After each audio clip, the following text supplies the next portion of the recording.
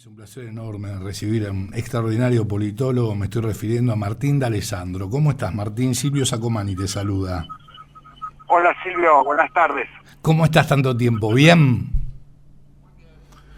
Bueno, no, muchas gracias a vos por atendernos.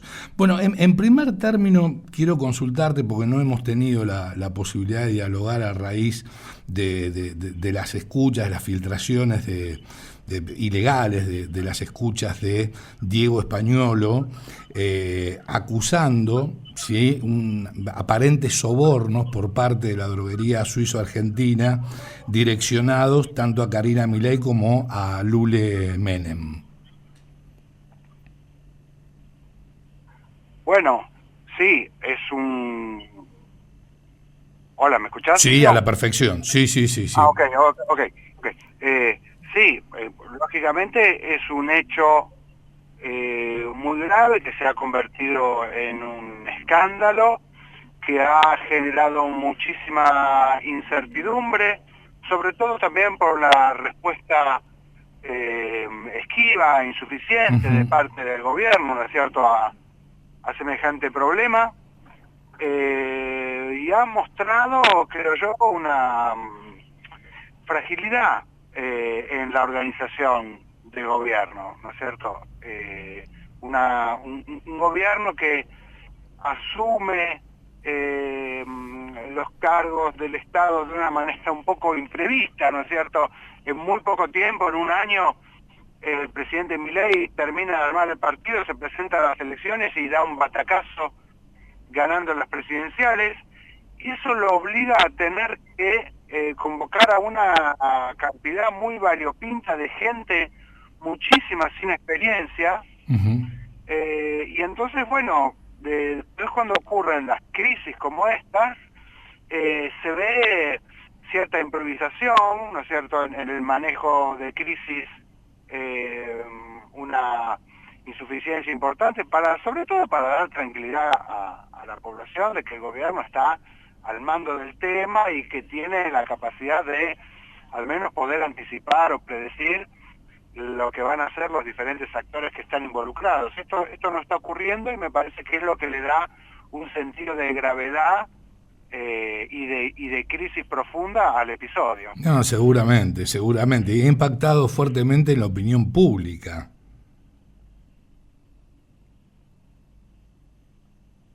¿Me escuchás, Martín? ¿Me recibís bien, Martín? ¿Hola? Sí, ahí me recibís bien. No, ahora te perdí. Me perdiste un poquito. A ver ahí si me escuchás mejor. Tenemos cierto inconveniente. A ver, Martín, si me podés A ver, un escuchar. segundito. Sí, cómo no. A ver si tenemos la posibilidad de que nos escuche. ¿Ahí me recibís, Martín? Sí, te escucho. Ahí está, perfecto. Te consultaba el impacto en la opinión pública, ¿no es cierto? Bueno, lógicamente, estamos a una semana de unas elecciones Claro. provinciales, pero importantes, ¿no es cierto?, la provincia más grande, la más importante del país, y a menos de 2 meses de unas elecciones nacionales. Por lo tanto, el impacto en la opinión pública, si bien todavía no está mostrando, por las encuestas que estamos viendo, un impacto grande en el sentido de que haya mucha cantidad de gente que vaya a cambiar su voto, más bien por el contrario, las encuestas están mostrando que la gente está diciendo que en su gran mayoría está enterada del caso, le parece grave, cree que el presidente en persona tiene que dar explicaciones que no está dando. Sin embargo, las encuestas que yo he visto dicen también que la gente no está pensando, salvo una muy pequeña minoría hasta ahora, en cambiar su voto. Uh-huh. Entonces, desde el punto de vista, digamos, de la opinión pública en general, me remito a lo que te mencionaba recién, sensación de crisis. En el impacto de la opinión pública en el sentido electoral, por ahora aparentemente son pocas las personas que a causa de este episodio vayan a dejar de votar los que quieran votar a la Libertad Avanza, claro, tanto ahora en claro. septiembre en Buenos Aires como en octubre en todo el país. Claro, yo me quedo con los que quieran votar, porque este hecho puede desmotivar, ¿sí?, a que la gente acuda a las urnas. Puede desmotivar, pero eso solo lo vamos a saber ese día, ¿no es Sí, cierto? totalmente. Venimos arrastrando, como sabemos, una participación baja, pero generalmente esto se está dando en elecciones legislativas. Fíjate que el domingo pasado hubo elecciones ejecutivas, se eligió gobernador en Corrientes, y la tasa de participación fue alta, estuvo en el 74, si no me acuerdo mal. Sí, 72-74%, exactamente. Ahí está, que es más o menos en la línea de la concurrencia a votar normal de la provincia, en Corrientes. La semana que viene, el domingo que viene, se está esperando menos gente, pero de nuevo, es una elección, primero, provincial, ¿no es cierto?, solo la provincia de Buenos Aires. Segundo, separada de las nacionales por primera vez en la historia.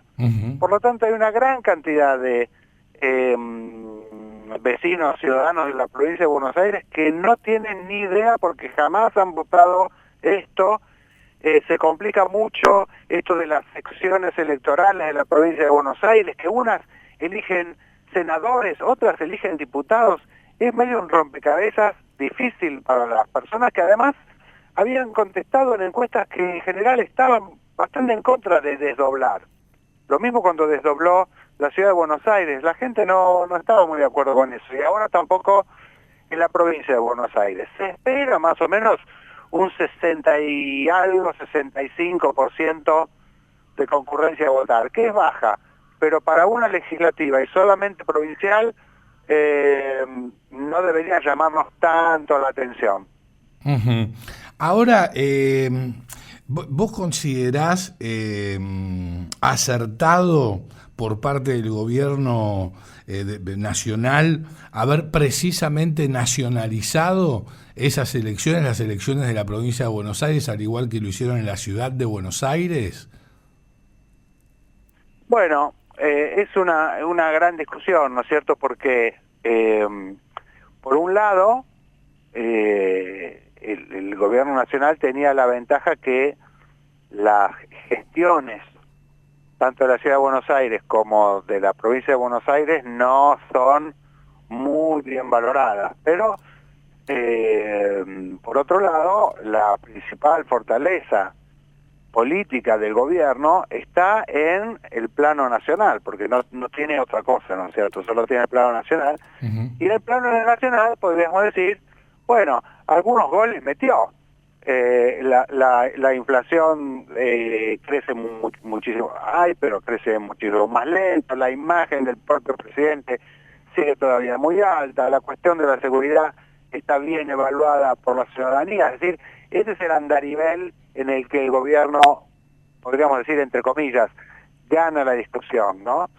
Pero bueno, después cada campaña tiene su particularidad y su propia historia. No, seguramente. Ahora, ¿recordás en alguna campaña el nivel de virulencia, el nivel de crispación y de violencia que se ha vivido en la provincia de Buenos Aires contra el oficialismo nacional, más precisamente contra el presidente, ¿no es cierto? No, hacía una caravana atacada con piedras. Ayer hubo incidentes menores, pero incidentes al fin. Sí. No, yo no recuerdo una campaña con este tono. Me parece muy problemático cuando se empieza a pasar del dicho al hecho, ¿no? Que no se justifica, pero un poco se explica por el discurso agresivo incivil, estamos diciendo los politólogos ahora, ¿no? Sí. Para discursos inciviles, que el presidente es un buen representante de eso, ¿no es cierto? Agresivos, descalificativos de los oponentes, por fuera de lo que podríamos considerar los modales de la democracia, Y todas esas cosas, bueno, a pesar nuestro, generan un clima. No estoy justificando. No, bajo ningún punto de Estoy vista. tratando Estás de, tratando de explicando. entender. Sí, sí, sí, sí, sí, totalmente. Totalmente. Pero el tema es, por un lado, la violencia verbal, ¿no es cierto? Pero luego tenemos, ¿sí?, la violencia que atenta contra la integridad física. Bueno, lógicamente, esto ya hace pasar las cosas de castaño oscuro. Fíjate que en el acto de ayer, de cierre de campaña de La Libertad Avanza en el municipio de Moreno, hubo un despliegue de seguridad que había como 600 efectivos, es decir, una cosa Sí. impensada, ¿no es cierto? Y esto creo que lo que tiene que hacer es prender las luces de alerta de que no estamos en el camino de la normalidad. Nos espantamos cuando vemos los atentados contra candidatos en México, en Colombia, en Bolivia, en otros países, pero si no hacemos algo urgente, me parece que la cosa se va a empezar a poner peluda también entre nosotros. Claro, y lo más llamativo es que el dispositivo de seguridad fue encarado por la ministra de Seguridad, Patricia Bullrich, porque el Ministerio el ministro de Seguridad de la provincia de Buenos Aires ha brillado por su ausencia. Es más, recordemos que poco menos que exhortó al presidente Milei que no vaya a la provincia de Buenos Aires porque no estaba garantizada la seguridad. Un ministro de Seguridad lo dijo. Bueno, esa es otra de las derivaciones de los perjuicios de la polarización política, ¿no es cierto? Es decir, que cuando los recursos del Estado son movilizados o no son movilizados, como en este caso que vos mencionás, con sesgos políticos, es decir, son movilizados o no movilizados políticamente. Entonces, si me interesa que haya seguridad, llevo a la policía de la provincia.